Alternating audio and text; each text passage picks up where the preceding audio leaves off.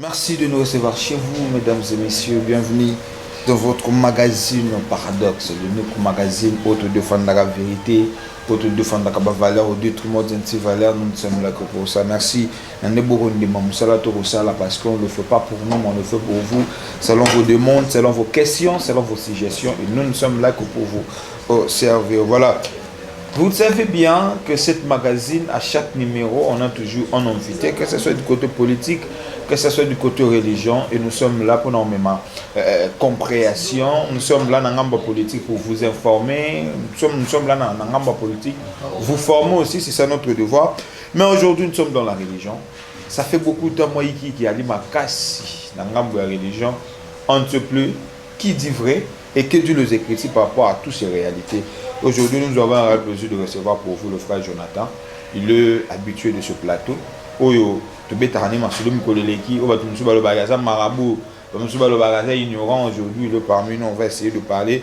C'est un thème. C'est un thème. Oyo. Les hommes qui est, mais c'est un peu compliqué. Nous avons ma version.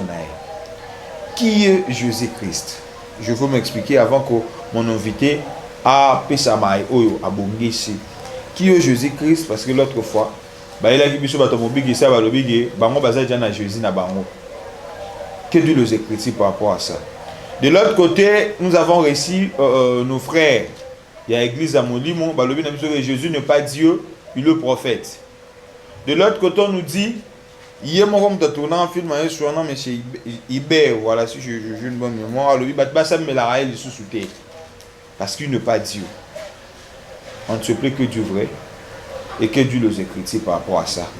Qui est Seigneur, qui est Jésus-Christ en fait? C'est ça notre thématique qu'on va aborder avec le frère Jonathan. Avant de lui passer la parole, laissez-moi dire merci à mon major Marlon Moutielé. Quand on connaît, quand on ne connaît pas, on apprend. Merci à vous. Merci à le Terminator de l'audiovisuel, Dieu merci Mokuma. Merci à vous. Merci à vous aussi parce que vous nous avez réussi dans vos maisons. Voilà. Frère Jonathan qui est notre invité. Moté, Papa Jonathan.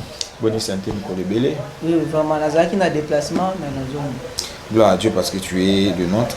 Oui, merci. Passage, nous avons des rebelles, nous avons des marabouts, nous avons des nganga, nous avons des ignorants, nous avons des traitants, nous avons des son état jeune.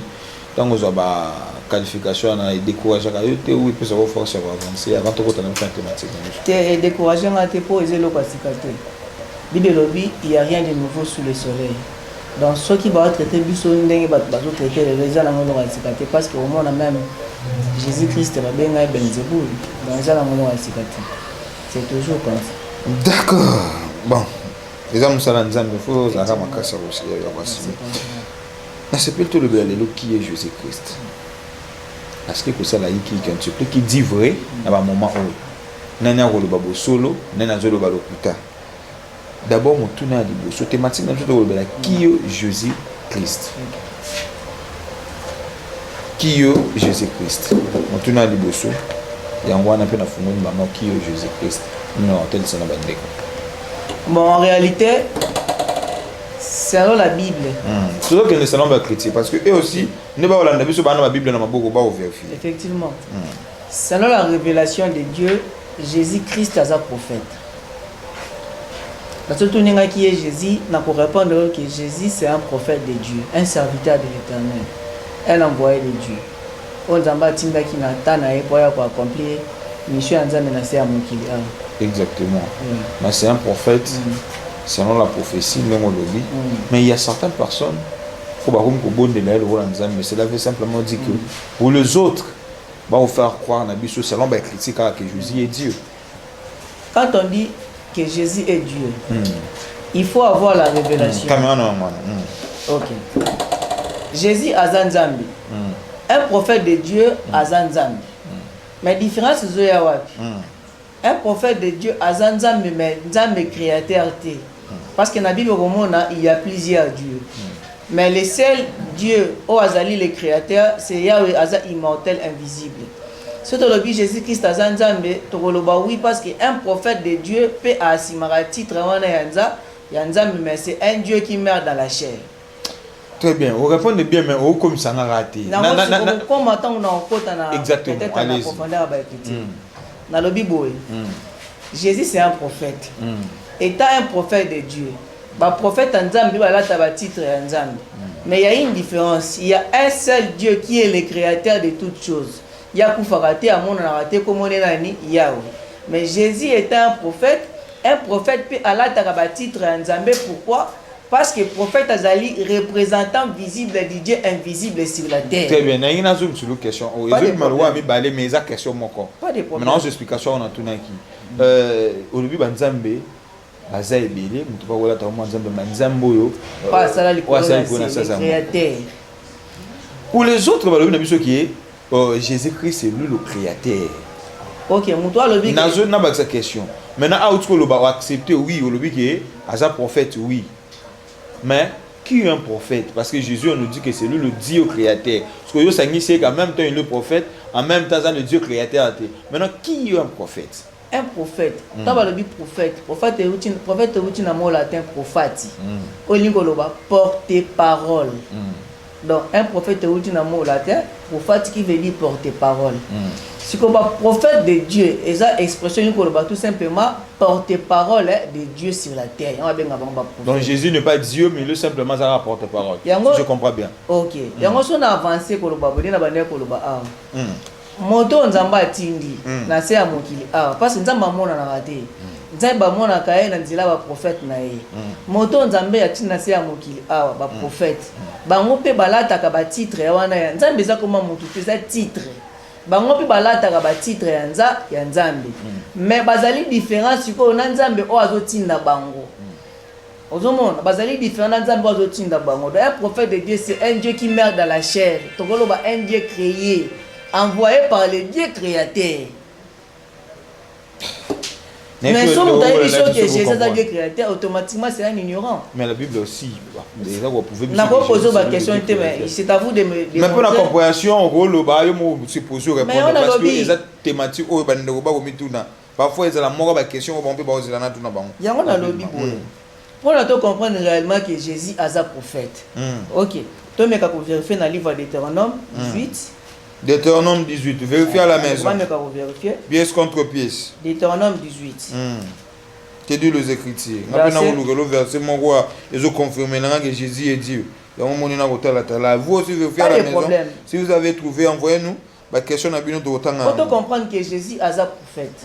Donc, il y a un livre de Deutéronome 18, verset 15, 18 à 19. Dans verset 15, le Bible. L'Éternel, ton Dieu, te suscitera des milliers de toi d'entre tes frères, un prophète comme moi. Vous l'écouterez. Virgule 18. Je leur susciterai de leurs frères, un prophète comme toi. Je mettrai mes paroles dans sa bouche et il leur dira tout ce que je lui commanderai. Et si quelqu'un n'écoute pas mes paroles qui dira à mon nom, c'est moi qui lui en demanderai compte. Ah, Nzambe na monoko ya Moïse. Azopé sa message et pas ya peuple israélite. Aïsi bango Moïse a le Bible. Nzambe a kobimisa prophète mona Israël. Na kacha 12 tribus, parmi les 12 tribus, un prophète comme moi Moïse. Prophète wana bokosa nini bokoyoka ye. Prophète wana bokosa nini? Nzambe akozwa maloba na ye akotia kati na prophète wana. Et puis balobi moto nyonso akoyoka prophète wana te akozwa problème direct na Nzambe. Maintenant qui est ce prophète? Parce que ce qui est dans le livre Isaïe 55 qui est dans verset 10 à 11 kuna balobi maloba Nzambe eza lokwa mbula. Mbula nde betaka il faut bit na ngozali arroser la terre avec zonga likolo.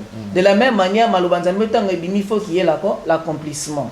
C'est pour Nzamba promettre na monoko Moïse omoni promesse concernant un prophète fois bima na Israël. Qui est ce prophète? Prophétie s'accomplit par Yanani. Et on commence dans le livre Acte 7. Acte 3 non nous avant que na Acte 7. Oh Pierre disciple Jésus tu peux sa précision. Acte 3 verset 21.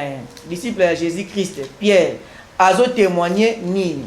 Acte 7 verset 21. Là-bas, verset 19. Répentez-vous et convertissez-vous, afin que vos péchés soient effacés, afin que des temps de réfléchissement viennent de la part du Seigneur, et qu'il vous envoie Jésus qui a été destiné, que les cieux doivent garder jusqu'au rétablissement de toutes choses dont a parlé par la bouche de ses anciens prophètes. Moïse a dit, le Seigneur votre Dieu vous suscitera d'entre vos frères un prophète comme moi, vous l'écouterez dans tout ce qu'il vous dira. Donc, Pierre, devant les pharisiens, a défendre Jésus-Christ. La défense, il faut se repentir, il faut changer votre comportement. na suka ko esa bango ke les prophètes au Moïse abanda ko loba na livre Deutéronome otochi ko tanga na Deutéronome 18. Pierre a confirmé que prophétie wana est Seigneur Jésus-Christ. Dans les prophètes promis par Moïse, dans Deutéronome 18, c'est Jésus-Christ. Pierre a dit donc c'est pour vraiment que Jésus-Christ n'est pas le Dieu créateur. C'est un prophète. Mais dans la Bible ici, surtout Colossiens 2, 9. Vérifier Colossiens 2, 9. Alors, car en lui habite corporellement toute la plénitude de la divinité. Okay. Quand la Bible parle de la divinité, c'est que c'est pas naïf. Okay. Tout ce que vous avez dit, ça est dedans. Ok, Jean 3, verset 34. Pour te répondre à moi. Jean 3, verset 34. Car celui que Dieu a envoyé dit les paroles de Dieu. Parce que Dieu lui donne pleinement son esprit. Jésus a habité toute la plénitude de l'éternel. Mais c'est ça. Déjà Jean-Baptiste a dit celui que Dieu envoie dit les paroles de Dieu. Car Dieu lui donne pleinement son esprit. C'est ça. Un prophète de Dieu a pleinement l'esprit de Dieu parce que dans la mission, il a accompli une mission Nzambe ici sur la terre. Mais cela ne fait pas de lui égal à Dieu. Non. Ceux qui il habitait pleinement, il a pleinement l'esprit de Dieu. Qui appartient à passage non, un prophète de Dieu a pleinement l'esprit de Dieu. Il y a même avec Moïse dans nombre 11. Un prophète, un envoyé de Dieu a pleinement l'esprit de Dieu. Et ça à Moïse, et ça à Jésus qui avait pleinement l'esprit de Dieu. Tu vérifies dans le livre nombre 11. Ok, ne vérifiez aussi à la maison parce que il y a des thématiques qui nous sommes là pour nous compréhension. Nombre 11 verset 25. Quand on a le Bible dans Colossiens pour tout ça clair. Quand il a Jésus, il avait pleinement l'esprit de Dieu. Plénitude de divinité quand il a. Allez-y. Il y a mon Jean 3:34 avant dans nombre on a ici. Dans Jean 3:34 par le Bible, c'est lui que Dieu envoie dit les paroles de Dieu. Car Dieu lui donne pleinement son esprit. Donc, pourquoi? Parce que Nzamba a pleinement son esprit. Là-bas, on n'a pas cité le nom de Jésus. C'est lui que Dieu envoie. Or, qui a envoyé Moïse? Qui a envoyé Isaïe? Qui a envoyé Jérémie? Il y a un moment pour prouver qu'un prophète de Dieu a pleinement l'esprit de Dieu. Tu peux citer exemple, dans le livre nombre 11, verset 25. L'Éternel répond à Moïse. Verset 5, pardon. L'Éternel descendit dans la nuée et parla à Moïse. Il prit un peu de l'esprit qui était sur lui et le mit sur les 70 anciens. Dès que l'esprit reposa sur eux, ils commencèrent à prophétiser, mais ils ne continuèrent pas. Balobi Nzamba quitte la montagne. A quitté pas Moïse. Balobi a eu un peu de l'esprit qui était sur Moïse. À plaçant, on a combien de personnes? 70 anciens.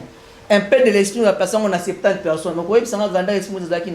Donc, Moïse avait aussi pleinement l'esprit de Dieu. Parce qu'il a eu l'esprit né à Mouké. Il a eu un peu de l'esprit qui était sur Moïse. Plaçant aussi 70 personnes. Maintenant, au Moïse a eu son Moussa qui n'est pas Mouké.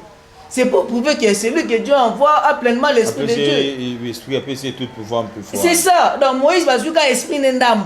On a 70 personnes. Exactement, frère Jonathan. Mais on a vu ici dans la Bible, lorsque certains qui contentaient Jésus, après avoir résisté de tout, dans la question à Jésus, à la fin des comptes, qu'est-ce que Jésus lui a dit lorsqu'il a dit Miboaka Awa, ceux qui vont dans le vous mettez peut-être la Bible dans la Matthieu 4, oui. Voilà, Matthieu 4. Mais à la fin, qu'est-ce que Jésus a dit? Tu ne peux pas tenter le Seigneur ton Dieu. Et c'était à ce moment que débat est katana. Si réellement il savait qu'il ne pas Dieu le Fils de Dieu, diable aussi allait, le serpent, Alinga qui a résisté, Alinga après sa épée, exemple. Mais lorsque Jésus lui a dit tu ne peux pas tenter le Seigneur ton Dieu, c'est par là que la conversation est katana, qui prouve qu'il est Dieu. Mais c'est clair, tu ne tenteras pas le Seigneur qui? Ton Dieu. Maintenant, Jésus était tenté ou n'était pas tenté? Il a été tenté. Maintenant, est-ce qu'il a tenté ça? Mais vie, mais c'est ce qui prouve qu'il est Dieu. Non, tu ne tenteras jamais le Seigneur ton Dieu. Mais Jésus a été tenté. Satan va dire, si bien n'est-ce pas, matinée dans la montagne.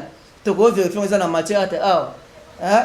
Après avoir gêné 40 jours et 40 jours. Comprenez-moi. Les tentateurs s'approchaient de lui. Si tu es le Fils de Dieu, dans verset 5. Le diable les transporta dans la ville sainte. Le diable les transporta. Dieu peut transporter le Dieu créateur qui est né. Dieu peut transporter Dieu. Oh là là. Aidez-moi s'il vous plaît.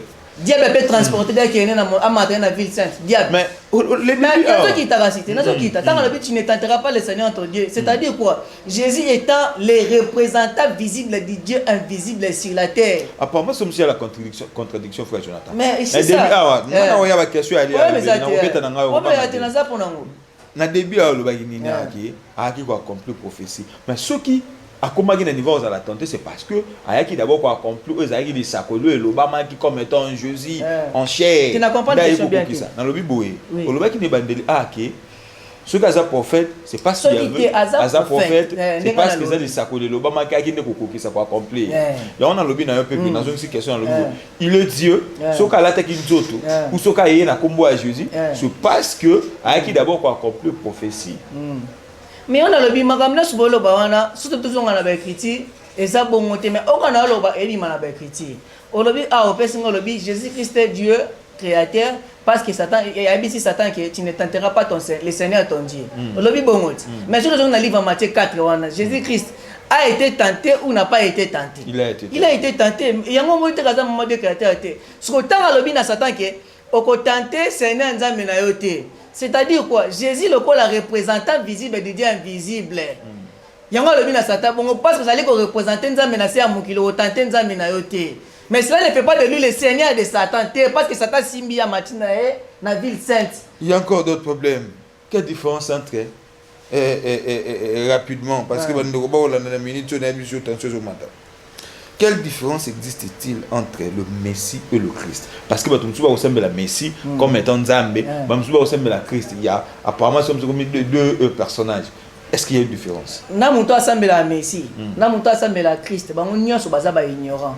Porte en fer est grandement ouverte. Oh là là, il y a encore une autre vérité. Porte en fer, c'est pas Jésus. Mais effectivement, Messie, na Christ, est différent. C'est le comment encore? Jean 1 verset combien? 42. Vérifiez à la maison, Jean 1, 42. Jean 1, verset 42. Allez-y. Verset 41. C'est lui qui fit le premier à rencontrer son frère. Il lui dit, nous avons trouvé le Messie, ce qui signifie le Christ. Donc, Messie signifie le Christ. Messie outil na hébreu, Machia. Christ outil na grec, Christos. Nous sommes balé en français, le roi de Dieu. Namuta lobi Jésus Christ. Namuta lobi Messie. Bazana bangona différence te balobi na bango presque loko moko. Différence na balangue. Sauf mutso loba Messie azoloba hébreu, mutso loba Christ azoloba ngona grec. Na français ni ko loba tout justement roi de Dieu. Toko sambela Messie te, toko sambela roi de Dieu te. Et puis pour votre information na kata ba écriture, Jésus azali la seule personne te wala ta titre wana ya Christ. Maintenant la ta titre wana va Jésus. Exemple David, il était un Christ. Samuel, il était un Christ. Cyrus azali Christ. Christ est comment mutu propre était. Christ est un titre un goloba roi de Dieu. Nathan wakala. Donc ça n'a pas attribution. C'est attribution. Comme on est azali Jésus, tant apotami anjalobi, boko pesa comme moi Yoshua. Christ, pourquoi Christ? Parce que dans le cas d'Israël, Jésus bazala qui est belé. Pour nous aussi la différence, il y a Jésus Moussou. Voilà la raison pour laquelle Christ est qui ouin. Les deux, le cas qui envoyé de Dieu, il y a les titres de Christ. Mais ça, comment on a été? Frère Jonathan, donc bref, Christ est Dieu créateur ou le Fils de Dieu? Christ c'est un envoyé de Dieu. Envoyé de Dieu comme étant un prophète. Okay. Mais ensuite, tu as dit dans 1 Timothée 3,16. La Bible nous dit autrement de ce que je expliqué. Je ne suis pas pasteur, on va vérifier déjà. 1 Timothée 3, verset 16. La Bible nous dit le contraire. 1 Timothée chapitre 3, verset 16. Vérifiez aussi à la maison, de partout où nous captons en ces moments. Vous êtes pasteur, vous êtes docteur. Venez nous éclairer ici. Pour cet éclairage. Frère Jonathan, il peut débat, nous on va vous recevoir. Ok. Sans contredit. Le mystère de la piété est grand. C'est lui qui a été manifesté en chair, justifié par l'esprit, vie des anges, prêché aux gentils, écrit dans le monde, élevé dans la gloire. Mais là, ce n'est pas comme que Jésus est créateur ici. Ils n'étaient pas. Donc, vous pouvez se créer une explication en un peu et ça va bon côté. Mais tu vas élevé dans la gloire. On a une fois à souka pour appeler sa précision. Acte 5, verset 31. Total. Tout vérifie. Allez-y. Acte 5, le verset 31. Vous aussi à la maison. Dieu l'a élevé par sa droite comme prince et sauveur pour donner à Israël la repentance et le pardon des péchés. Qui a élevé Jésus comme sauveur et seigneur? Qui? On dit Dieu. Dieu l'a élevé comme prince et sauveur. Il a été vu des anges élevés par la gloire. Qui l'a élevé dans la gloire? Ah, bah préciser, Dieu l'a élevé. Dans le verset 30, le Dieu de nos pères a ressuscité Jésus que vous avez tué en le pendant au bois. Dieu l'a élevé à sa droite comme prince et sauveur. Donc Jésus a été élevé par le Dieu créateur. Dans 1 Timothée 3,16 ne dit pas que Jésus est le Dieu créateur. Non. Il est élevé dans la droite. Mais là, qui l'a élevé? Ah, bah petite précision. Le Dieu de nos pères a ressuscité Jésus que vous avez tué en le pendant au bois. Dieu l'a élevé. Qui a élevé Jésus? C'est Dieu. Qui est maintenant ce Dieu? Il y a encore un autre passage qui dit: celui qui m'a vu a vu le Père. Comment, essaie un peu de nous expliquer qu'est-ce que la Bible veut simplement dire: celui qui m'a vu a vu le Père. Et ça dans Jean 14. Jean 14, je vois. Ok. Il faut pas comprendre. Avant comment celui qui m'a vu a vu le Père. Déjà l'histoire est banda qui likolo. Nous mettons la partie par verset 6 je suis le chemin, la vérité et la vie. Ni ne peut aller au Père sans passer par moi. Ce qui est dans le livre 1 Timothée 2,56, il y a un seul Dieu. Il faut que tu se classer. C'est moi celui qui m'a vu le Père. 1 Timothée 2, versets 5 à 6. Vérifiez aussi à la maison. Ok. 1 Timothée 2, 5 à 6. Car il y a un seul Dieu et aussi un seul médiateur entre Dieu et les hommes.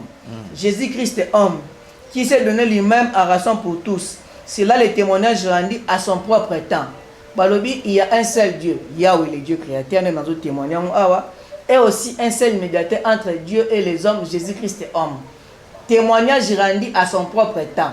Dans la terre, Jésus-Christ, il y a qui intermédiaire, médiateur entre Dieu et les hommes.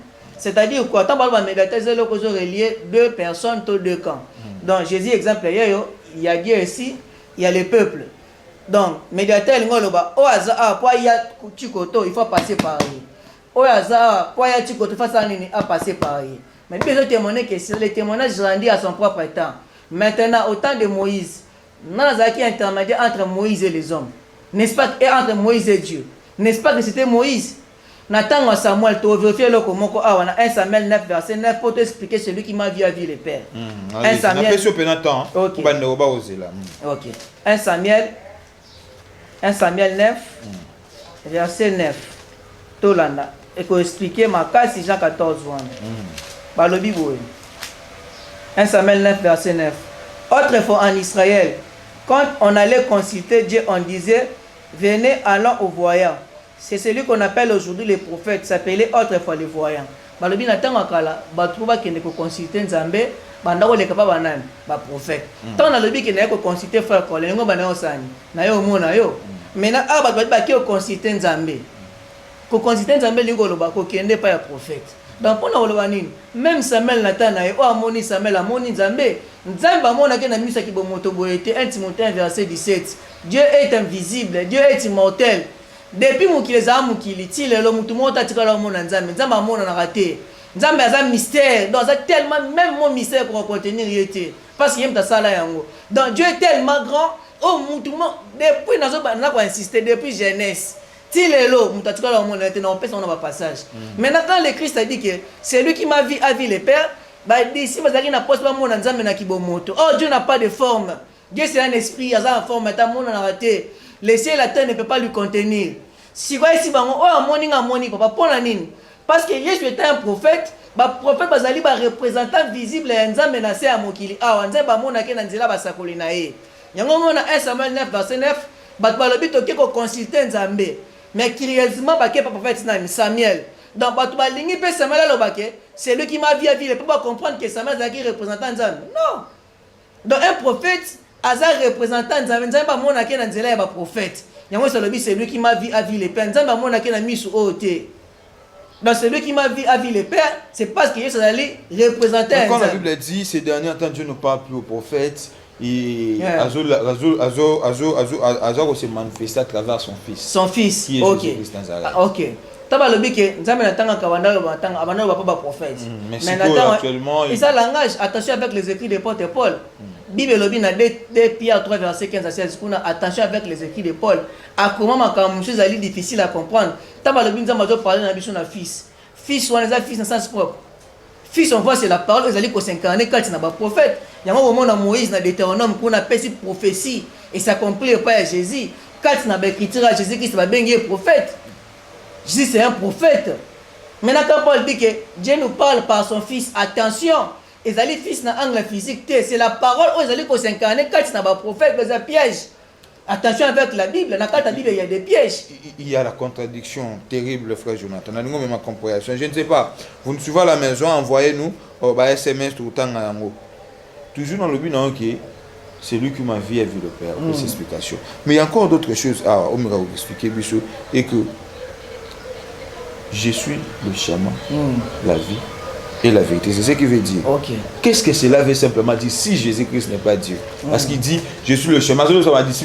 Je suis le chemin, la vie et la vérité. Mais toi, tu nous dis aujourd'hui que Jésus-Christ n'est pas Dieu.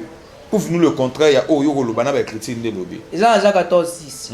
Jésus lui dit, je suis le chemin, la vérité et la vie. Phrase de Silita Yango. Nul ne peut aller au Père. Allez-y. Nul ne peut aller au Père qui est pas par moi. Quand il dit que je suis le chemin. Moment était que ça le langage nous a codé dans le bagi le bosso. Pour le bagi on est bandé déjà. Et ça le langage nous a codé. Mais est-ce qu'on a fondé le mot au fond? Personne ne peut aller sur le Père ça pour passer par moi. Nathan à Moïse pour passer vers le Père. Banda ko le kapa yana. Par Moïse. To vérifier. Vérifier aussi à la maison. OK, to vérifier. Nombre 21 verset 4. Nombre 21 verset 24. Vérifier à la maison verset 4. Vérifier aussi à la maison. Vous êtes pasteur, docteur, venez nous éclairer. Nous sommes là, paradoxe. Tu as quelque chose. Allez-y. Il partit de la montagne de Or par les chemins de la mer Rouge. Frère Landa, pardon. Il contournait le pays des Dons. Le peuple s'impatienta en route. Il parla contre Moïse et contre Dieu. Pourquoi vous nous avez fait monter hors d'Égypte pour que nous mourions dans le désert? Car il n'y a point d'eau, il n'y a point de pain. Et notre âme est dégoûtée de cette misérable nourriture. Allez-y, nous allons parler contre Moïse et contre Dieu dans le désert. Quand nous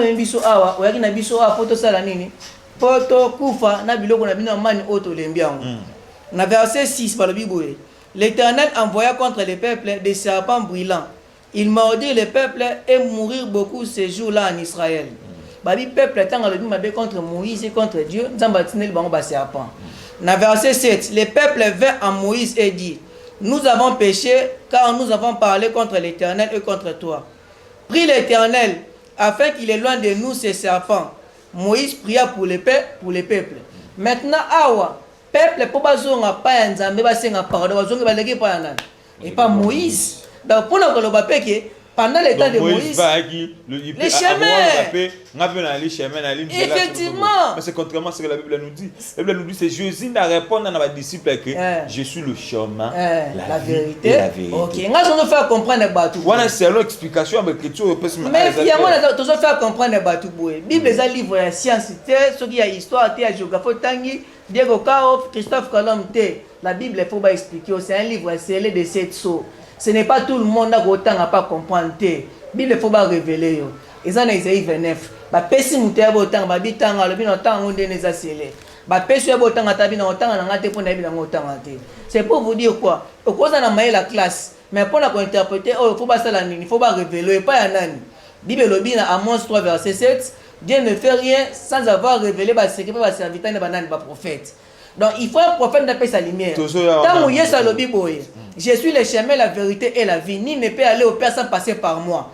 Tu dois faire comprendre que le langage Joana et bandika pas yesouté. Même au temps Moïse.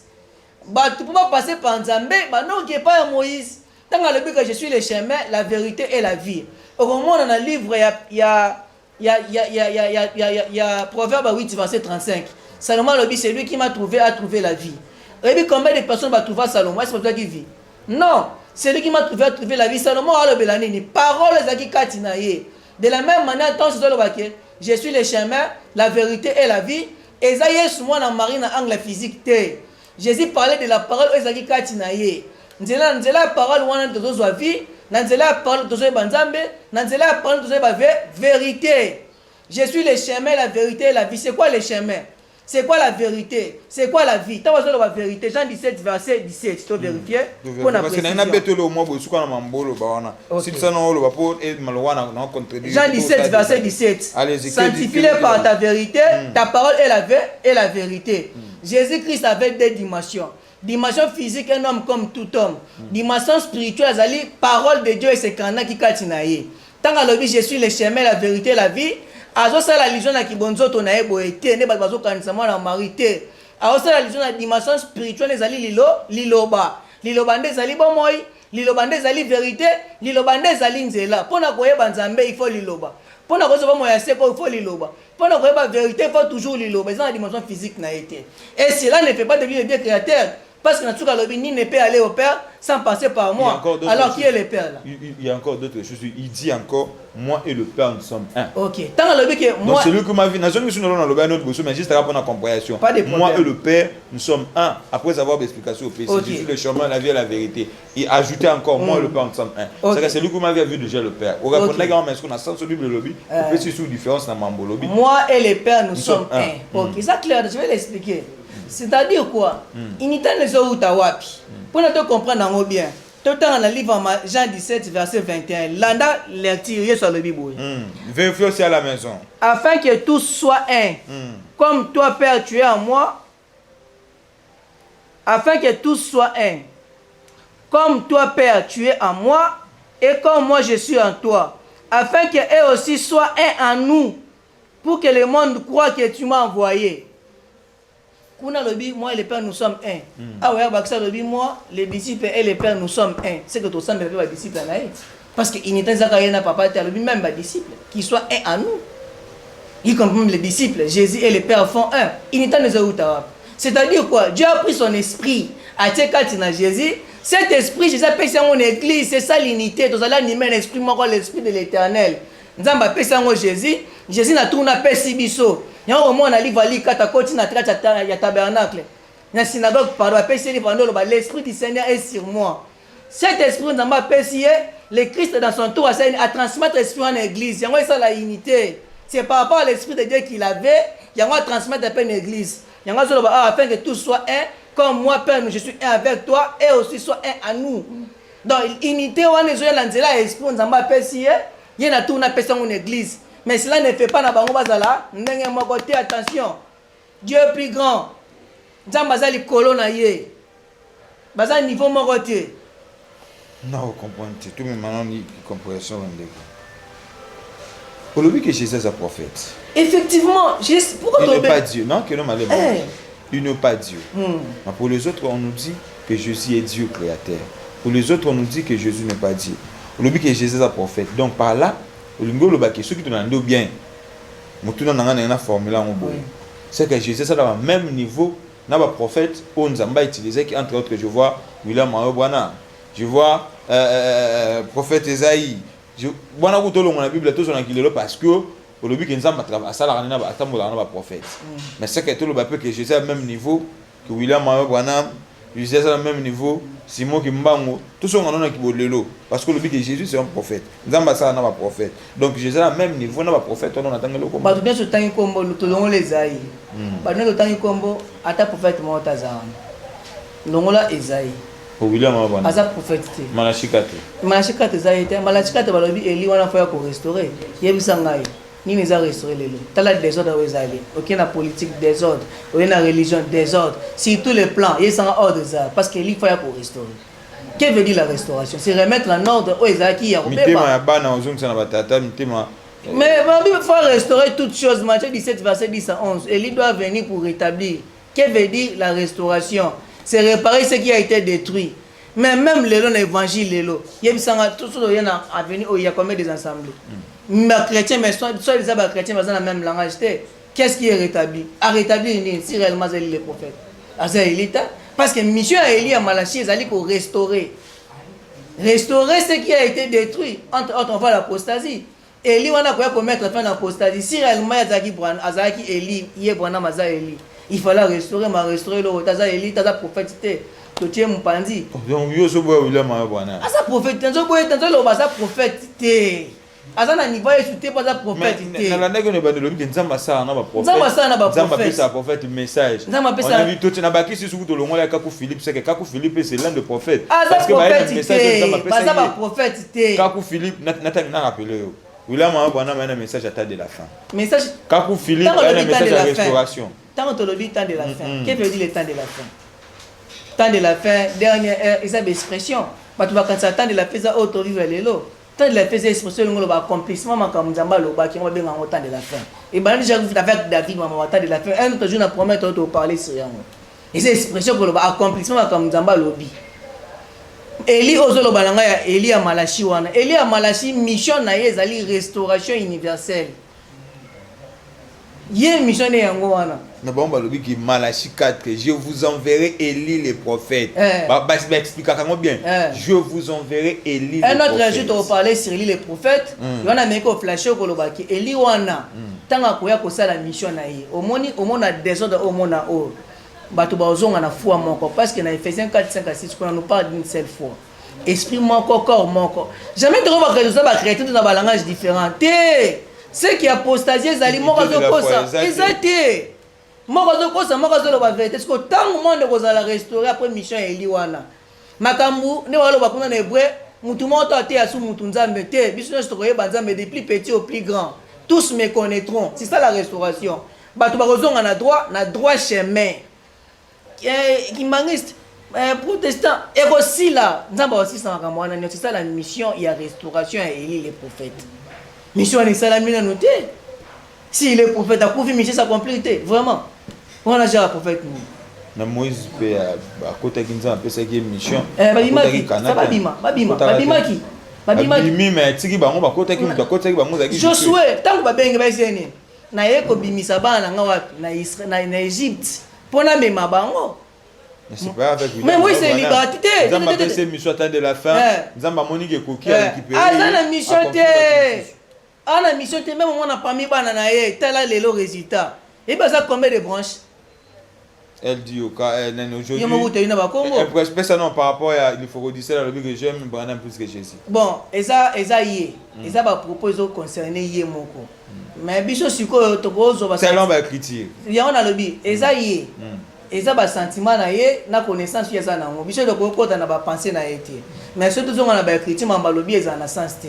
Pour ne pas to chaper na ba accent wana.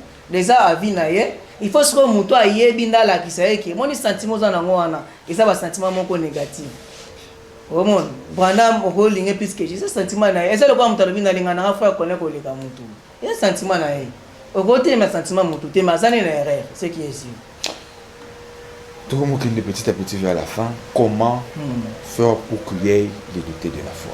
L'unité de la foi. Unité de la foi. Beti c'était dans moi, il y en a tout ni. Et ça la nini, selon ba critique pour unité de la foi, ça ngana pour esprit à Eli et ya ko restaurer. Pour nous comprendre question na bien, non c'est là un autre jour to parler sur Eli les prophètes. Eli on en est en ko ya message ko ko na ngo ya restauration universelle. Ya on va permettre unité de la foi en place. Ba to ba zo des ordres côté polygamie côté ouais le banabiso que c'est kingane ana ba na philosophie na ye nzambe mo accepter les ordres oh eza on nzambe mo datie les ordres comment ça eza la bible nzambe mo datie les ordres mais quand on explique nzambe mo datie les biens c'est Dieu même qui est l'auteur non mon amabe malade les désordres mais puis le on a un Dieu azanzamba ordre non de désordre Dieu a deux faces effectivement Dieu a deux faces azana face ordre azana face à désordre tout et là monte ko le kana sa mokili ko sans pour autant Nzambe moko za hauteur nango. Donc tout ce qui se passe aux alliés moko a perçu puissance na négativité et ça la Bible a a perçu puissance na négativité dans les Thessaloniciens pour ba to ba croire na mensonge Nzambe moko avec toi vérifier on va vérifier c'est à la maison pour le verset nini des Thessaloniciens vérifier à la maison des Thessaloniciens verset 3 toké ba Bible que personne ne vous séduise d'aucune manière, car il faut que l'apostasie soit arrivée auparavant. Tout le monde a constaté l'apostasie fait ça et apostasie c'est l'abandon de la foi. Autres vivent le temps où l'apostasie. Puis Paul a continué le Bible, dans verset 8. Alors paraîtra l'impie que le Seigneur Jésus détruira par les souffles de sa bouche et qu'il anéantira par l'éclat de son avènement. Quand est-ce que l'apostasie est ici là? Dans le retour à Jésus-Christ. Donc, pour expliquer le retour à Jésus dans l'avènement, il y a ça dans le verset 9, l'apparition de cet empire se fera par la puissance de Satan, avec toutes sortes de miracles et toutes les signes et de prodiges mensongers, et tous les signes de séduction, de l'iniquité pour périssent, afin qu'ils n'aillent pas l'amour de la vérité. Il y aura ce qu'on a verset 11. Aussi Dieu leur envoie une puissance d'égarement pour qu'ils croient au mensonge. Donc, force apostasie agit, c'est pourquoi Dieu leur envoie une force d'égarement pour qu'ils croient au mensonge. Une puissance. C'est Dieu lui-même. Parce que c'est le maître de tout. Nous sommes arrivés à la fin. Merci. Important. Dans 1 Timothée 6, verset 16. Lui, celle qui possède l'immortalité, qui habite dans une lumière inaccessible, que nul homme n'a vu et nul ne peut voir, à qui appartient l'honneur et la puissance éternelle. C'est-à-dire quoi? En réalité, notre Dieu Yahweh, le créateur de toutes choses, à mon anarata, tu là au monde entier. Attendez, je vais vous parler de nous autres comme ça. Je vais vous dire, je vais vous dire, balobi ke mukelngai kufa nzamba kitiye moko pona nzamba sa mokilo akitaki. D'un mot la terre a été créée, d'un mot les poissons pam. Nzamba pas chercher makano mokilo fala tant tout onier ko la Tanzanie.